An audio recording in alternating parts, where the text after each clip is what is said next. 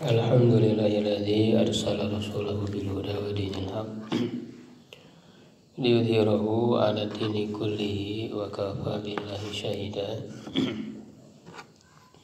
Asyhadu an la ilaha illallah wahdahu la syarika lahu wa asyhadu anna Muhammadan abduhu wa rasuluh alladzi la nabiyya ba'dahu amma ba'du. Alhamdulillah para jamaah sekalian, kita kembali berjumpa dalam kajian rutin di malam Ahad. Insyaallah di malam hari ini melanjutkan pembahasan kisah Nabi Adam alaihissalam yang kita ambil pelajaran-pelajaran hikmahnya untuk menjadi panduan dalam kehidupan kita. Di ayat sebelumnya sudah kita bahas dari ayat 11 ya sampai 23. Sekarang lanjut dari ayat 24 sampai 27 ya insyaallah.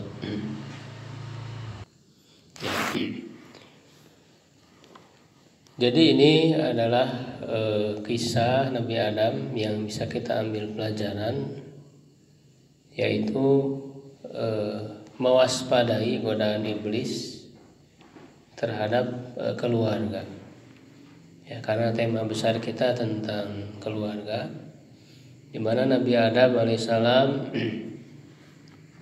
dengan Hawa ya di surga berdua dilarang oleh Allah untuk mendekati pohon, lalu kemudian tergoda oleh iblis. Nah, ini menjadi pelajaran besar.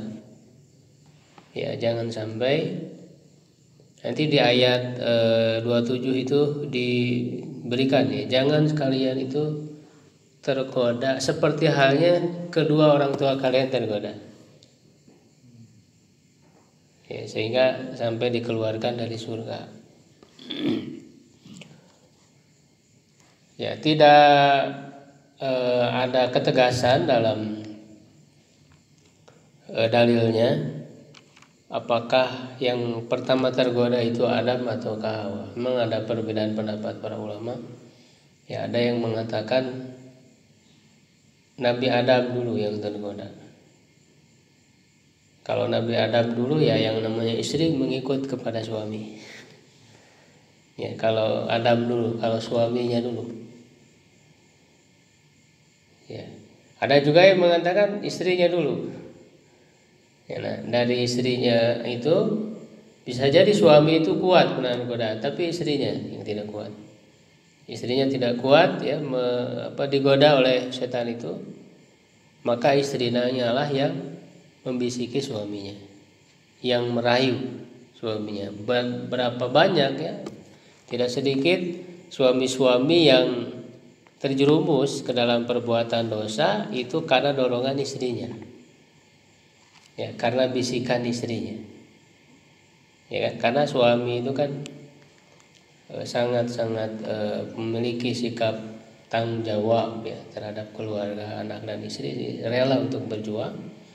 Ya, ketika istrinya mendorong kepada hal-hal itu, jadi muncul jiwa tanggung jawabnya begitu. Sehingga walaupun dalam hal yang dilarang oleh Allah bisa jadi ya nekat begitu.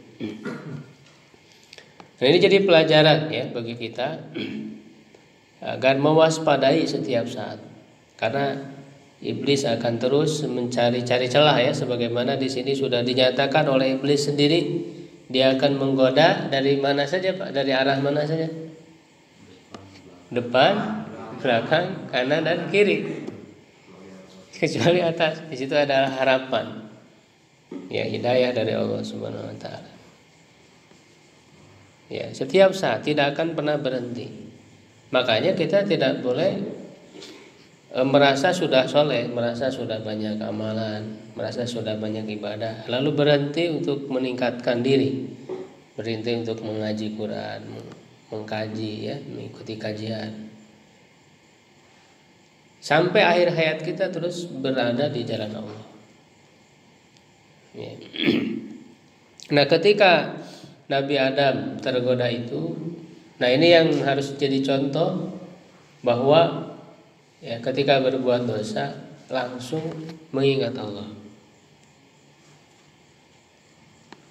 Ya, itu adalah orang beriman. Orang beriman itu sebenarnya dikisahkan, disebutkan dalam ayat lainnya. Wa idza fa'alu fahisyatan aw dzalamu anfusahum dzakarullah. Jadi orang bertakwa itu bukan berarti tidak berbuat dosa. Yang namanya manusia kan, apabila berbuat dosa, menjolimi diri sendiri, ya maka itu langsung mengingat Allah. Tidak berlama-lama di dalam dosa. Karena kalau berlama-lama ya akhirnya terkurung oleh setan. Nah, kalau sudah terkurung oleh lingkaran setan sehingga menjadi sulit untuk keluar. Ya kan? Makanya itu di Al-Qur'an disebut wa ahatat khati'atuh. Maka memengkasaba sayiatan wa ahatat khati'atuh. Ya, orang yang sudah dikurung oleh kesalahannya. Dia nggak bisa keluar, sudah jadi lingkaran setan. Nah, sebelum itu menimpa diri kita, sulit keluar dari perbuatan dosa, maka segera ya zakarullah, ingat kepada Allah, fastaghfiru lidzunubihim, memohon ampun ya bagi dosa-dosa mereka.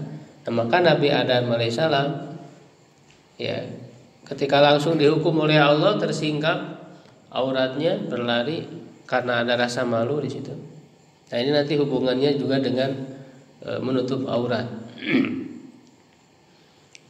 Ya, lalu diajarkan oleh Allah kalimat ya dalam surat Al-Baqarah, fatalaqqa Adamu mir rabbih kalimatin. Ya, maka Nabi Adam menerima talaqi, menerima dari Tuhannya beberapa kalimat. Diajarkan oleh Allah doa bagaimana ya cara memohon ampun kepada Allah. Talaki itu kan bagian dari apa, Pak? Bagian dari belajar. Proses belajar kan.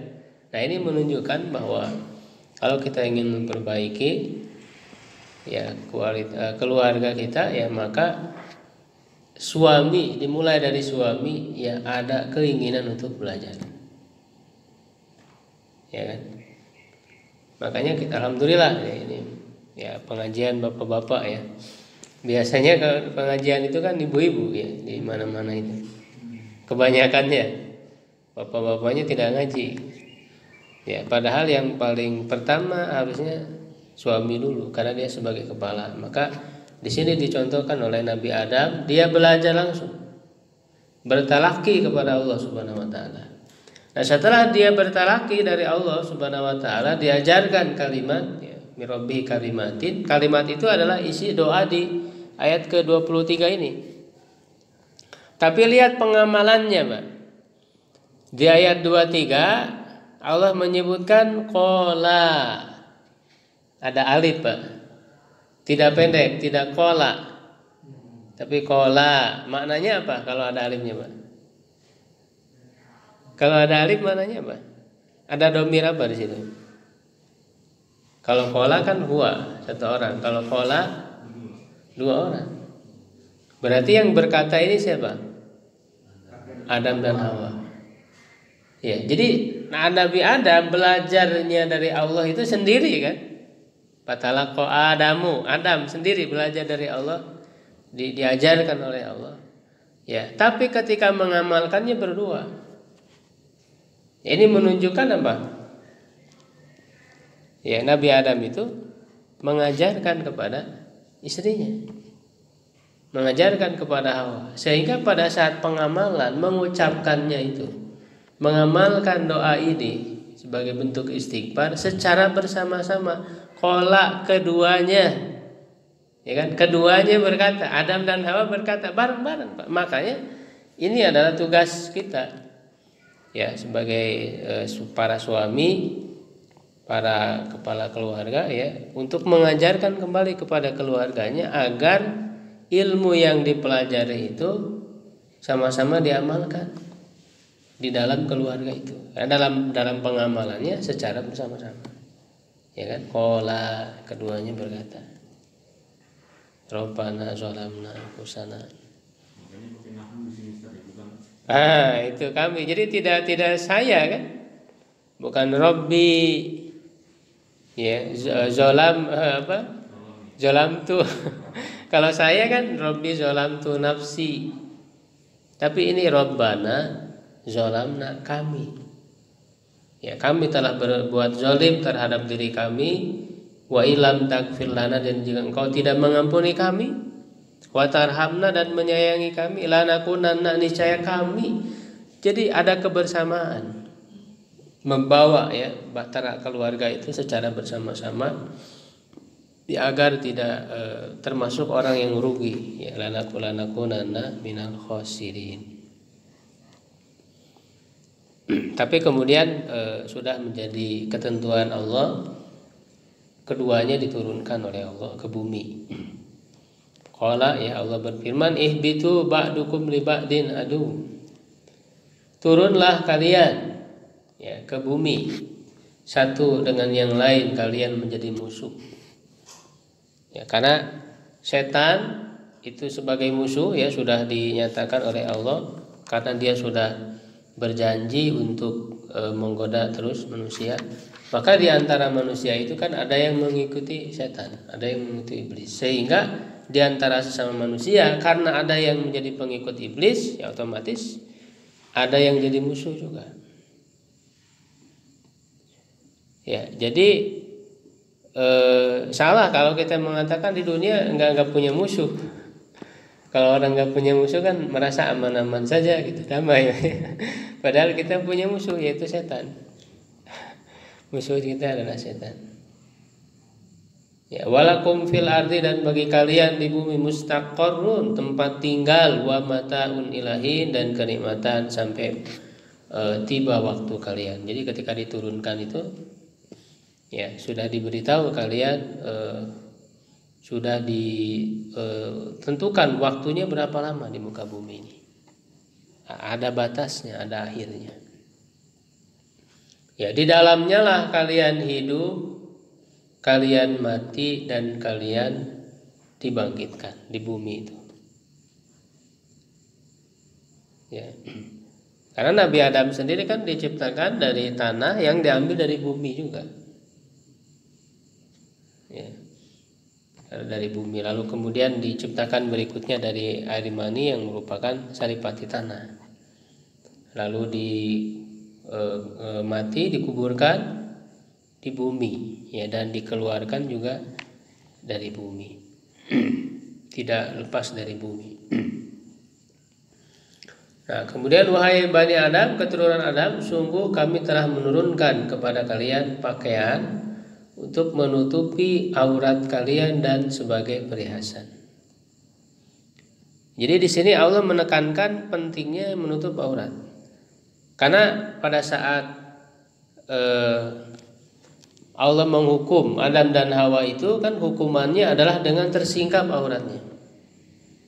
Ya, artinya sebagai tanda itu berbuat kesalahan, karena terbuka aurat itu kan adalah merupakan suatu kesalahan, suatu hal yang memalukan. Ya. Dan secara fitrah Allah sudah membekali rasa malu, ya kan, maka berlari menjauh, bahkan mengambil daun-daun surga untuk menutupi auratnya itu. Nah, ketika diturunkan ke bumi, Allah mewasiatkan. Itu Allah memperingatkan, kami sudah menurunkan pakaian buat kalian. Untuk tujuannya apa pakaian itu? Untuk menutupi aurat kalian dan juga sebagai perhiasan. Jadi manusia itu kan menjadi indah dengan pakaian itu, yang membedakan dengan binatang yang tidak berpakaian. Ya, tetapi kemudian kan justru manusia semakin terbelakang peradabannya dengan terus mengurangi pakaiannya itu, semakin berkurang gitu ya, dari menutup auratnya itu.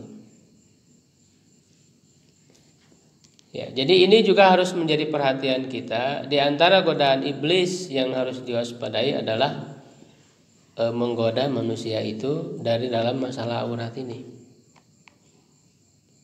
Ya, jadi setan terus berusaha agar tersingkap ya aurat, baik aurat secara fisik ya yang sudah diajarkan oleh Rasulullah SAW, dan berarti kan ajaran menutup aurat itu sudah sejak awal ya, dari zaman Nabi Adam.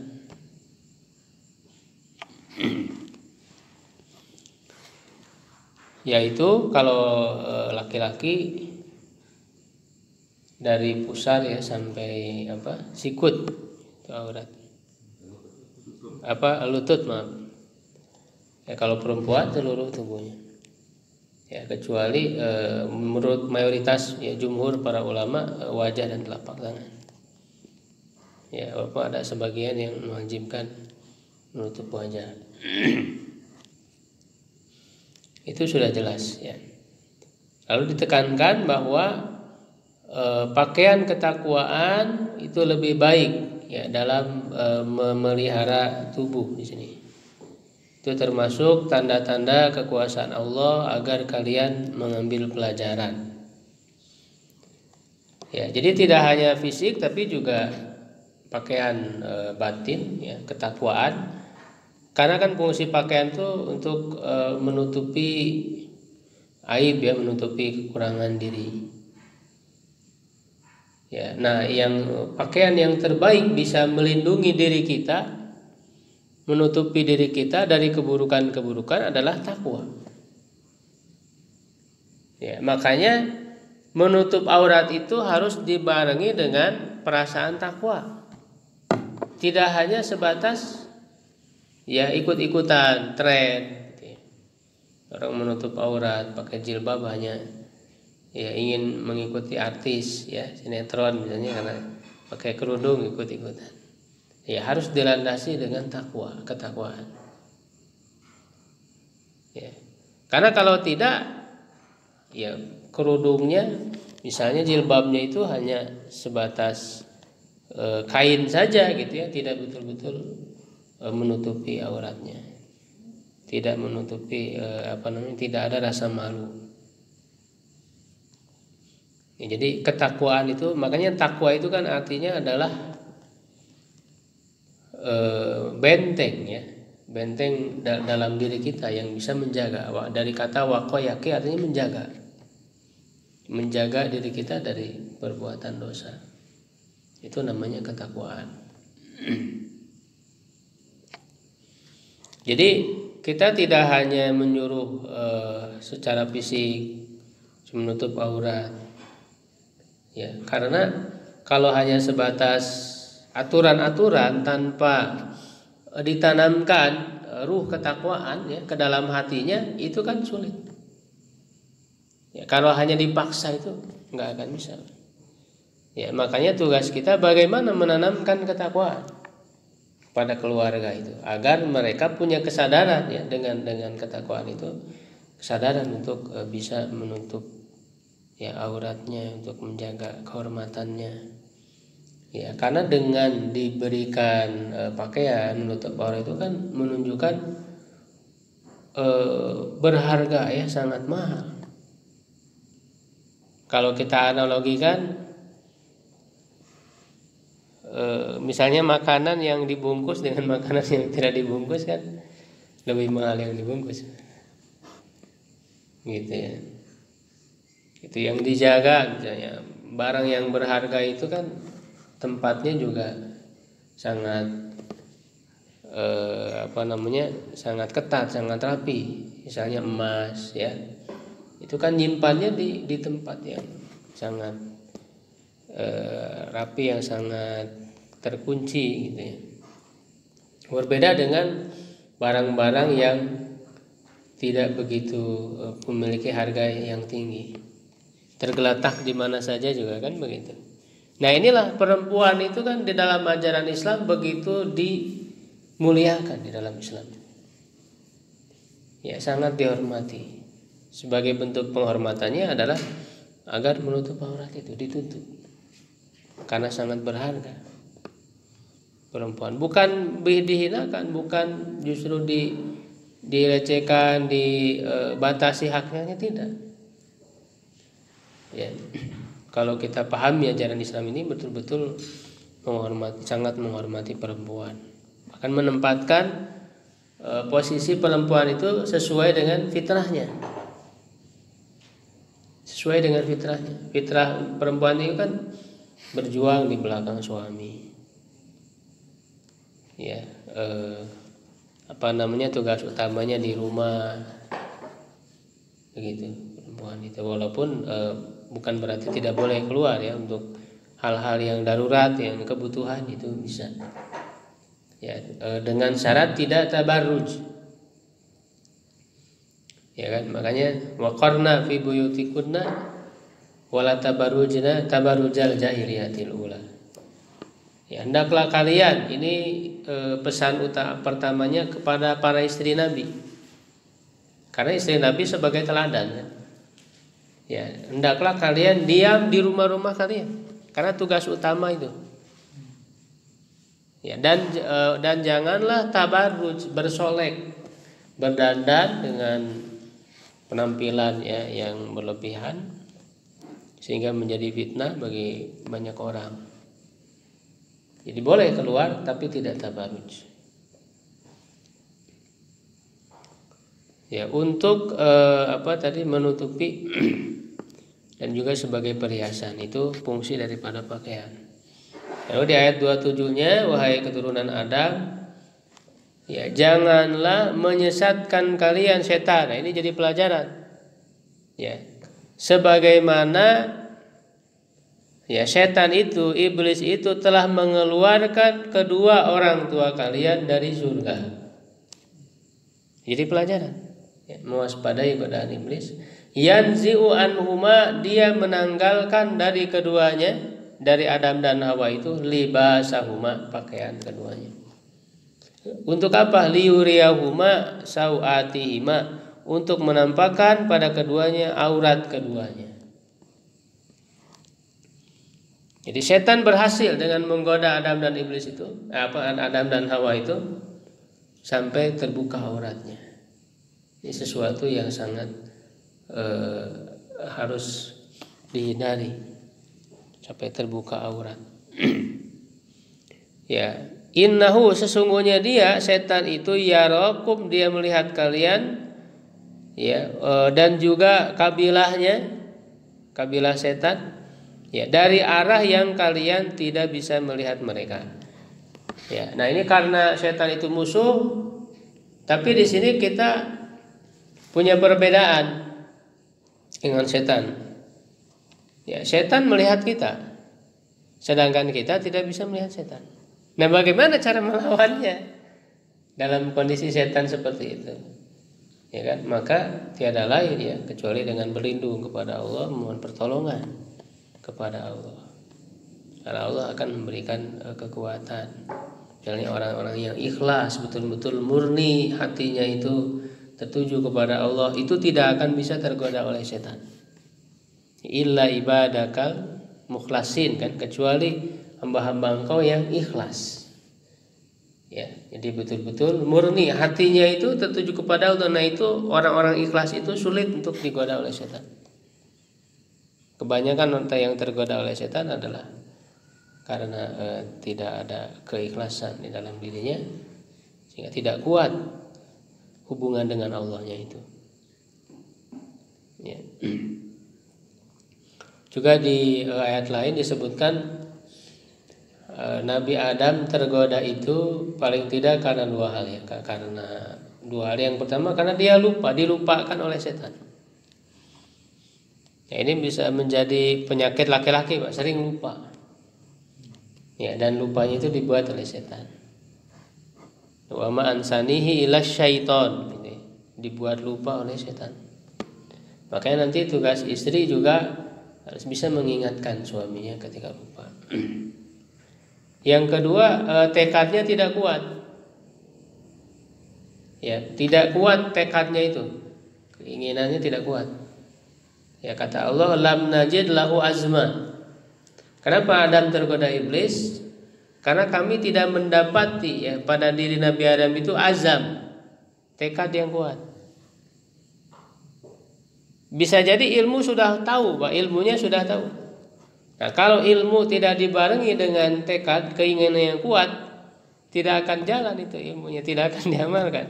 Karena untuk mengamalkan ilmu itu butuh keinginan yang kuat, tekad yang kuat, kesungguhan. Adam kan sudah tahu bahwa ini haram kan gitu. Berarti sudah tahu ilmunya. Jangan mendekati pohon, itu sudah tahu kan ilmunya. Tapi kemudian ilmunya itu tidak diamalkan karena tekadnya tidak kuat. Jadi dalam beramal soleh itu butuh tekad yang kuat, ya, keinginan yang kuat. Kalau keinginan lemah ya tetap saja begitu. Ya. Sungguhnya kami menjadikan setan-setan itu sebagai penolong bagi orang yang tidak beriman. Nah, ini menunjukkan setan juga ada dari golongan manusia yang harus kita waspadai juga, Pak. Tidak hanya setan dari jin saja, justru orang manusia yang sering kita temui gitu ya, bisa saja mereka menjadi setan yang mengajak kepada keburukan. Itu yang harus kita waspadai. Ya, mudah-mudahan Allah menjaga kita semua dan memberikan perbaikan ya dalam kehidupan kita. Amin ya rabbal alamin. Kalau ada yang ditanyakan.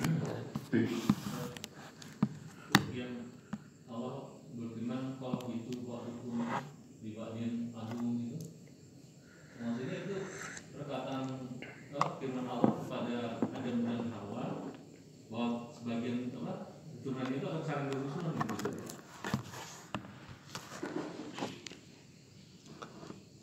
Ini bisa untuk dua orang atau juga termasuk juga iblis ya yang diturunkan.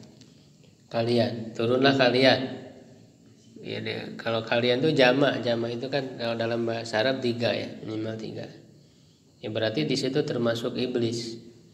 Adam, Hawa, iblis turun semuanya ke dunia. Satu sama lain menjadi musuh.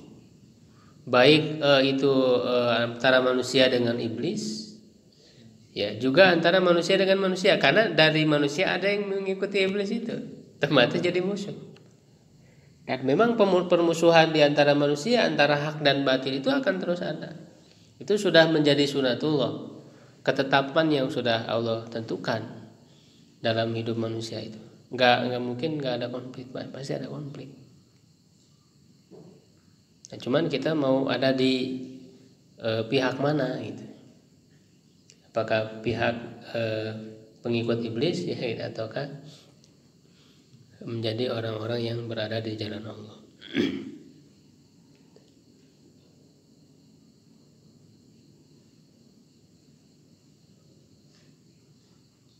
Ustaz, katanya itu Nabi Adam makan buah kholdi, itu Ustaz. Nah, nama kholdi kan itu yang ngasih namanya iblis. Ya, sedangkan nama buah, nama pohonnya itu nggak dikasih tahu. Pohon aja. Nah, yang ngasih nama khuldi itu iblis, Pak. Khuldi itu artinya kekal. Jadi dibodohi ya Adam itu, dirayu. Ya, kenapa kamu tidak boleh memakan buah ya dari pohon ini? Karena ini pohon khuldi, pohon keabadian. Kalau kamu makan pohon ini, kamu bakal abadi di surga gitu. Itu kata iblis. Berarti Adam itu udah tahu akan diturunkan, udah was-was nggak mau turun sebenarnya.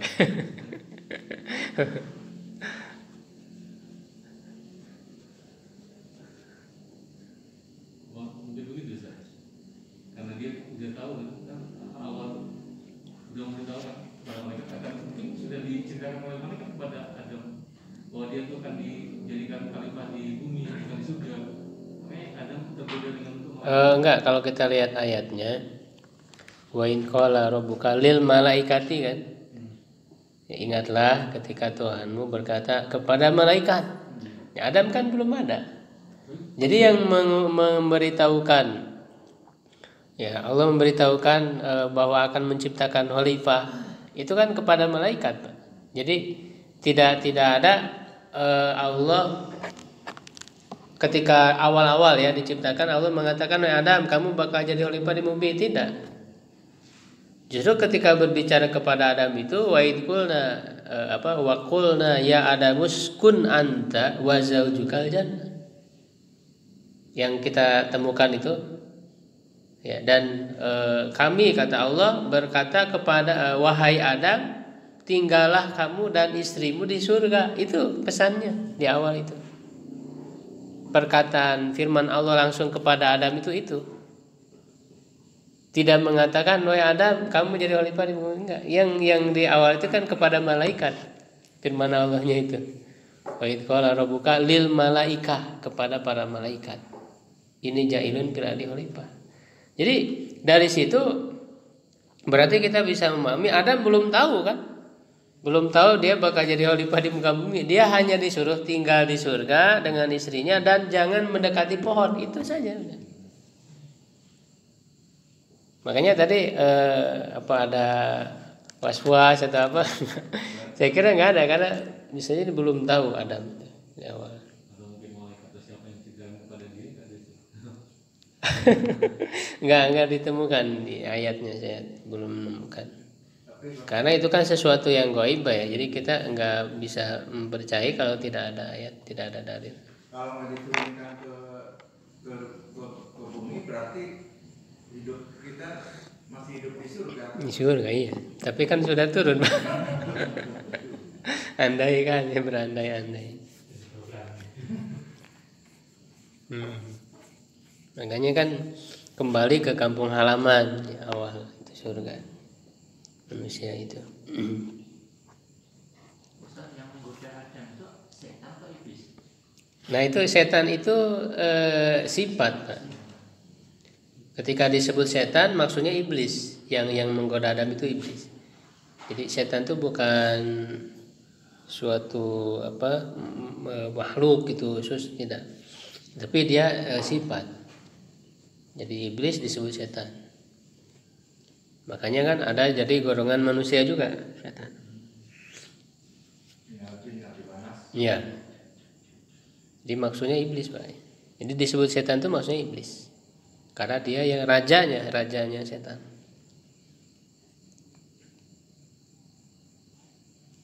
Ustaz, kalau yang ayat 26 dia, wahai anak cucu Adam, sesungguhnya kamu telah menyediakan pakaian untuk menutupi auratmu. Nah kalau manusia purba itu masuk dalam kategori keturunan Adam atau ada kita kalau yang kita tahu Itu juga saya kurang yakin tuh gimana ini. Bisa ada berbahaya. Ya kalau kalau saya sendiri itu tidak tidak kuat ininya dalil-dalilnya gitu. Adanya manusia purba tidak berpakaian, apalagi berasal dari, karena itu kan teorinya Darwin yang tidak bisa dibuktikan secara ilmiah sebetulnya. Dari dulu manusia sudah dibekali pakaian, jadi tidak ada zaman purba manusia tidak berpakaian, nggak ada. Justru Adam diturunkan itu sudah berpakaian Pak.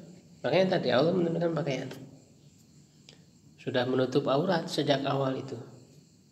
Dari ayat ini jelas. Ya hanya kan nanti terus dari generasi ke generasi ya mulai ada penyimpangan.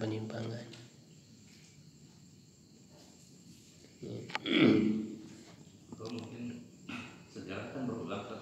Jadi asalnya berpakaian, terus akhirnya melepaskan sedikit demi sedikit, akhirnya jadi telanjang, terus mulai berpakaian lagi. Nah sekarang bertelanjang lagi kan?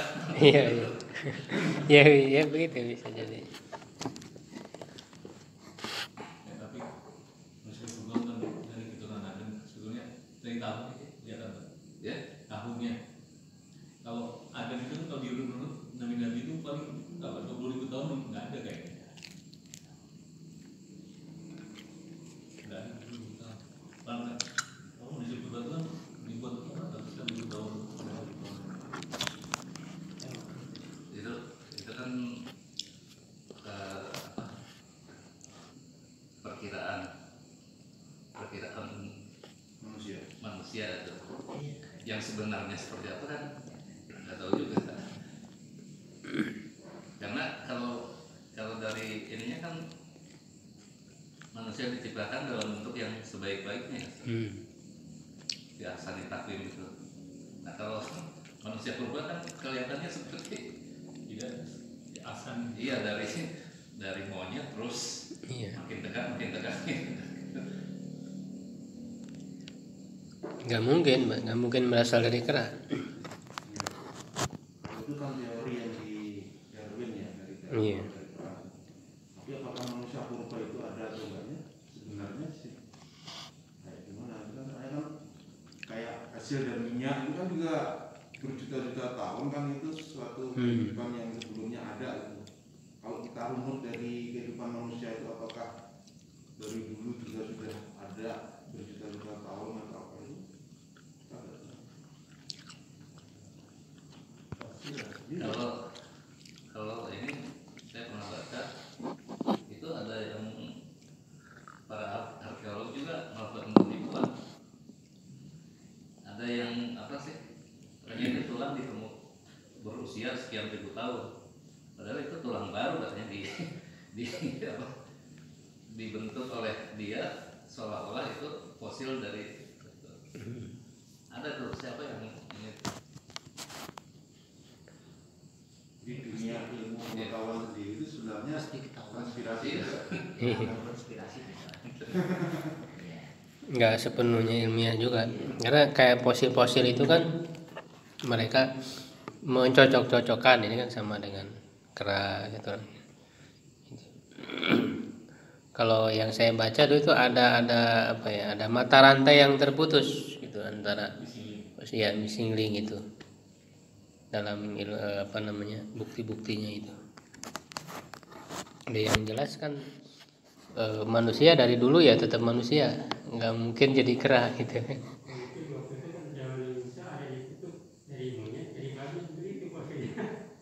Nah kalau yang dikutuk itu dia tidak berketurunan, Pak. Yang saya baca itu.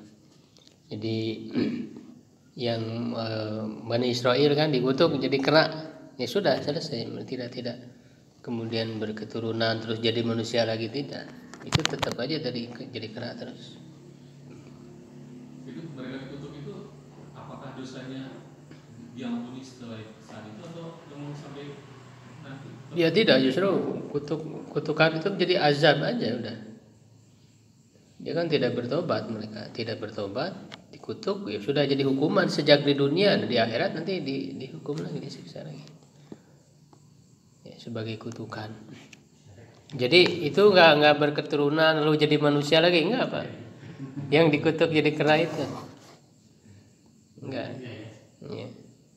Ya, kalau kera berevolusi jadi manusia, lalu kera sekarang kenapa nggak berubah jadi manusia? Kan tetap aja jadi kera. Keranya yang kecil ada rambutan, ada yang berekor, karena sekarang Iya.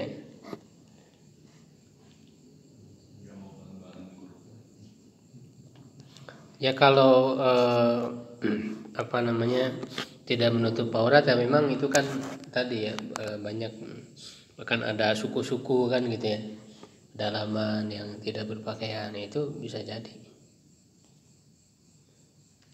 Cuman ya mereka tetap manusia gitu. Nah, pada saat hari kebangkitan nanti, Ustaz, kenapa Allah membiarkan manusia tanpa berpakaian? Ya? Nanti pada saat hari dibangkitkan. Oh pada saat di padang mahsyar. Iya itu kan dalam kondisi telanjang kan, tidak berpakaian. Ya untuk Dihinakan begitu. iya agar manusia tahu bahwa dirinya tidak punya apa-apa dan memang kondisi semula ya Allah menciptakan tuh.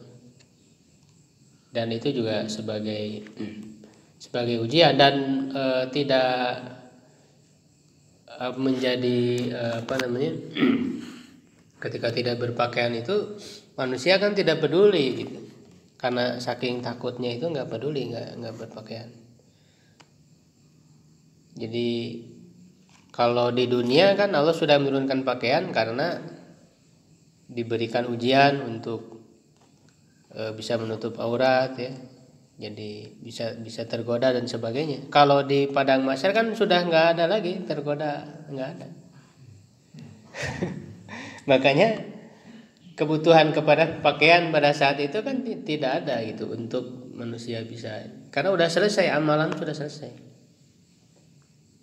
Yang lebih utama itu rasa takut pada saat pada masa itu. Ada riwayat nggak, Ustaz, berapa lama itu dari perbangkitan kepada kisah ini?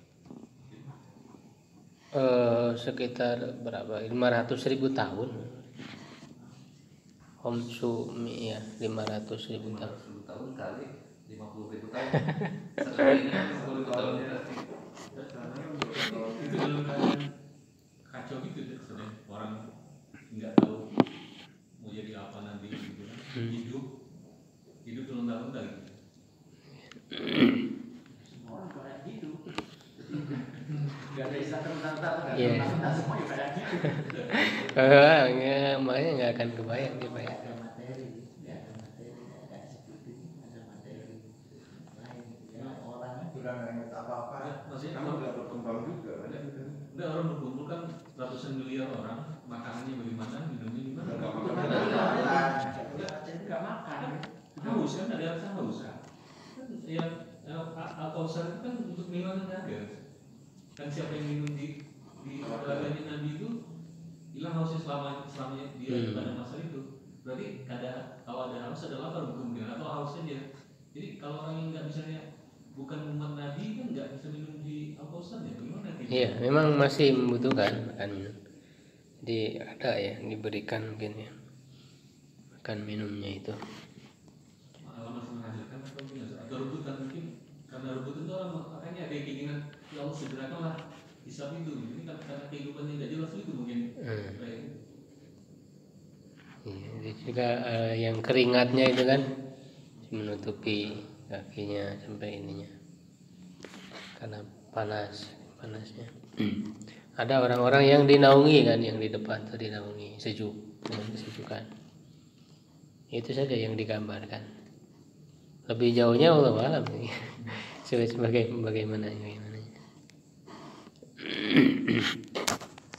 waktu itu ceritain ada yang orang makan riba perutnya buncit itu atau memang betul sih? Yang berjalan di sana dengan perutnya sampai ke tanah itu, apakah itu maksud apakah ada itu riwayat itu? Kalau nggak salah sih ada, tapi secara pastinya saya lupa ya, belum ini. Memang ada bentuk-bentuk siksaan di neraka itu pada saat di neraka. Bukan di masa itu. Bukan di pada masa. Bukan. Di neraka itu siksaan-siksaan yang makan riba seperti apa, yang berzina, yang mencuri dan sebagainya. Itu ada riwayatnya. Wallahu a'lam bishawab. Subhanakallahumma bihamdik, asyhadu an la ilaha illa anta, astaghfiruka wa atubu ilaik. Qul qawli hadza wa astaghfirullah li wa lakum. Assalamualaikum.